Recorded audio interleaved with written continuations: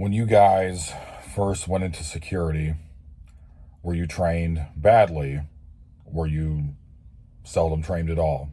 Because I'm here to tell you that if that was your circumstance, if that's a part of your story when going into the security field, that's pretty much everybody I've ever worked with, and also something that has also happened to me personally.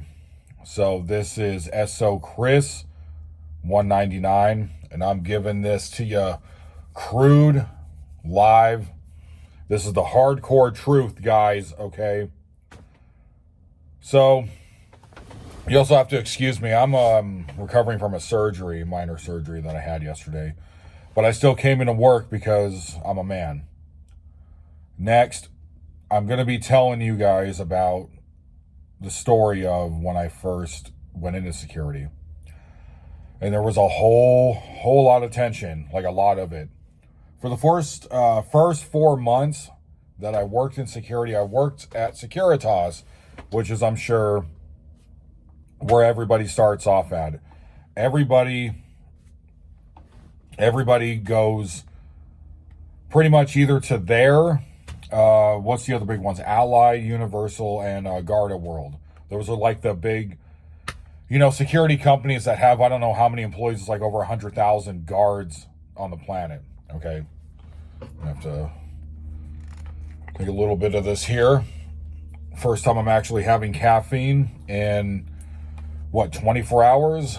Because after the after the oral surgery that I had to tell them that that's what I was going to do and abstain from it, but now I'm back. So, before this, I was an OR assistant. I did that for 2.5 years. It's basically a nurse's assistant. I was an anesthesia technician. I pretty much was 25 different jobs in one. Because when you're an OR assistant at a surgery center, you're pretty much doing every job. And the only thing I've never done was hand the surgical equipment over to the surgeon.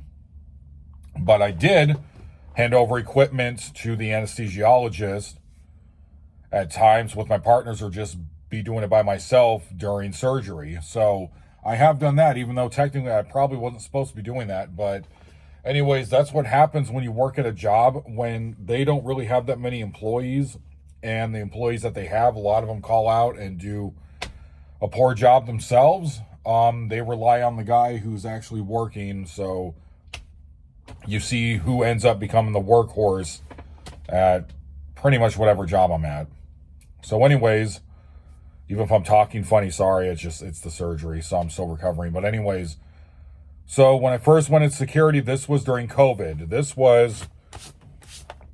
I remember before I actually quit the job at the surgery center and moved to a new city, what I was actually told by the OR director, and also told by the house soup, or the chief nurse, to collect all the surgical masks. So collect all the masks that,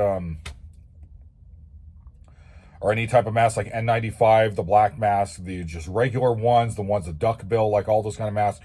Go take them and hide them in the, I was supposed to hide them in her office, because there was rumors going around that the surgeons were stealing the masks at the time, because the prices for them had gone up like 400 times the price that you're supposed to pay for it, or something like that. That's the rumor that I was told. So anyways, that was before I quit and moved to a new city. And so when I moved, it was May of 2020. That's actually when I went into security, and I kind of came into this role by accident. I've never done security before the age of 32. And let's see. So yeah, because I've been doing this 4.5 years. So when I came into security, I was on Craigslist actually at the house, and I was looking for just random jobs, and the only job that I could find, because I couldn't find any jobs for OR assistant or anesthesia techs that didn't require a license, because at the place I was at, I was getting paid under the table. So anyways,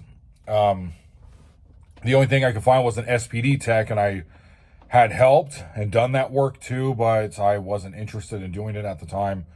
I just figured I'll just move on from it.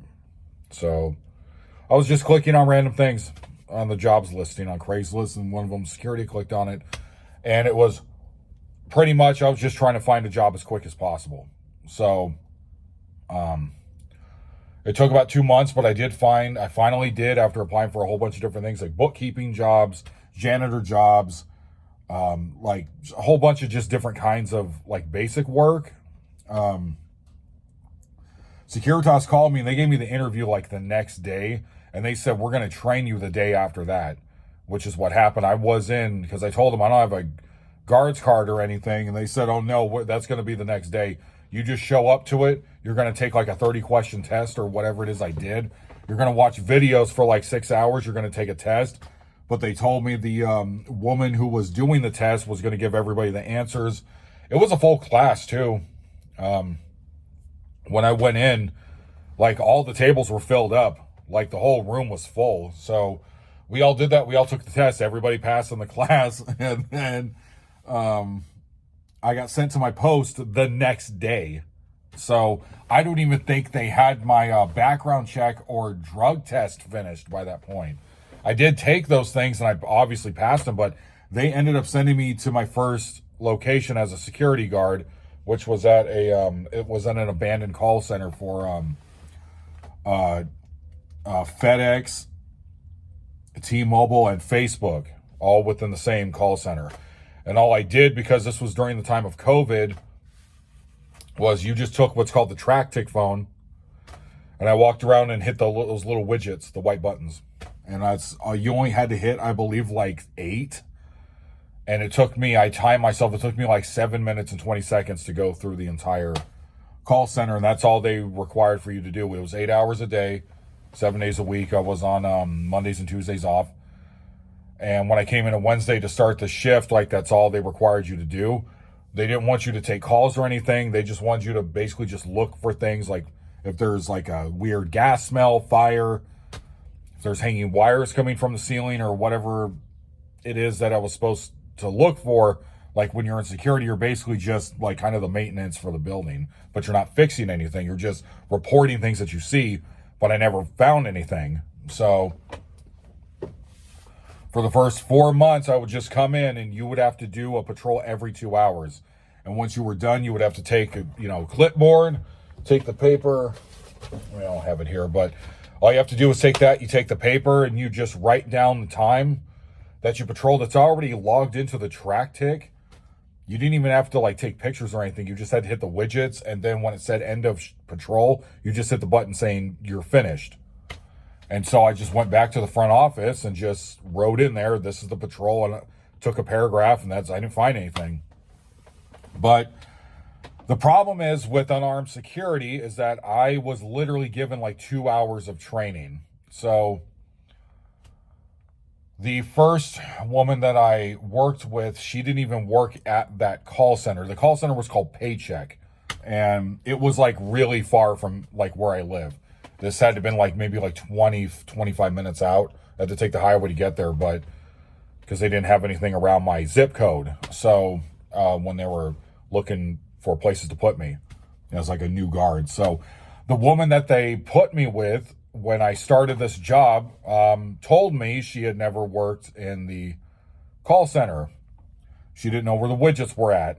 And this is a theme that has gone all throughout my career as being a security officer or guard, courtesy patrol. I've done everything, rover, but which caused a lot of contention between me and the guy and also the manager's, not his manager, but the facility supervisor.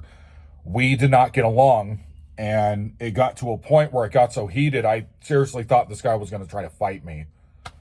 And when I had asked him, well, because he was saying like, you're not doing any work here. And he confronted me one day when I went to go relieve him. And he was saying like, you're not doing any work here. And I said, well, how would you know that? Like, are you watching me on the footage? Like, I told him like, I'm not trying to like disrespect you or anything. I'm just coming in to do my job, what I was told. And then he started going off saying, well, it was him and the other guy the facilities manager, and they were both going off on me of how lazy I was and how much I wasn't proving myself, like I didn't want to be there. And I told them, like, what do you expect? I had 2 hours of training. I didn't say that. I just said, when I first came in here, the woman was only with me for 2 hours, and then she left. And then I think his name was like Max or something like that, who was like the supervisor. He came in and he trained me, but he basically just showed me where the widgets were. And that was day 2. And then he didn't show me anything else. He just said, just if you smell smoke, just immediately report everything that you feel is an emergency. Just call 911 or call the facilities manager. But me and him didn't get along. And it got to the point where they were getting real passive aggressive, where the guy started yelling at me one time when I was on shift with him before he left. And because I had taken a bottle of water from the fridge that was broken, when they told me, I think it was like a setup, because the day before they said, oh yeah, security's allowed to grab whatever they want. And then when I just grabbed one of those Dasani waters, they tried to like get me fired for it. And this was like 2.5 months into the job.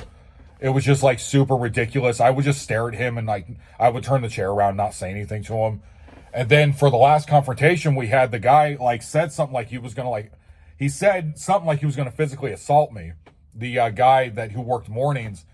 And I told him, like, it says in the post orders, these are how we're supposed to do things. I've done exactly what it says. And then when his name was Francisco, the guy who was like the shift lead, but I never saw him, he called me and he said, so what's going on between you and the guy who's running the mornings? And I told him, I have no idea what he's talking about. He's saying that I'm lazy and he doesn't want me working here. I found out later they were trying to smoke me out because I was taking hours that he wanted for his overtime. So super selfish, like super just like gross, like nasty behavior. Because it's like, at least train me. And then if I'm then fully trained, then it should go off of, then your expectations of me, then it should just be based off of that. But no, they just wanted me out of there. So, and his boss told him, basically quit talking to me like that. And if he's doing what it says in the post orders, then there's going to be no more problems. Like, do not confront him anymore. And so what ended up happening is the guy so he wanted me to go through all these lists on this computer, which is what I did to find who had badge access and who didn't, to make sure that no one was going to break into the building like after hours.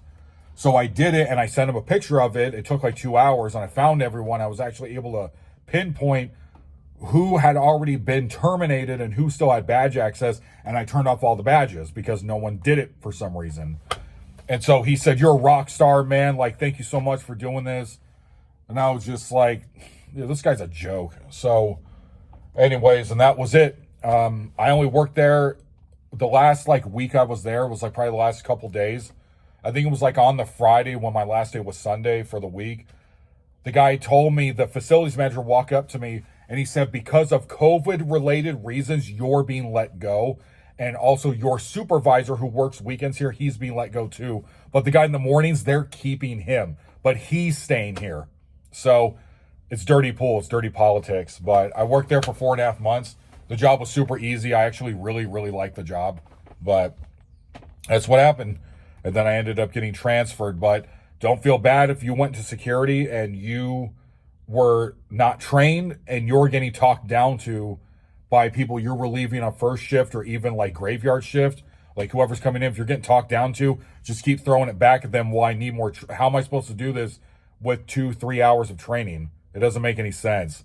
So anyways, I ended up getting transferred to a different spot. So that was how I came into security. I did if you do what the post orders say, you can't get in trouble. All right, so that was me giving it to you crude, hardcore, unfiltered. And this is live with SO Security Officer, SO Chris 199. And now I'm out.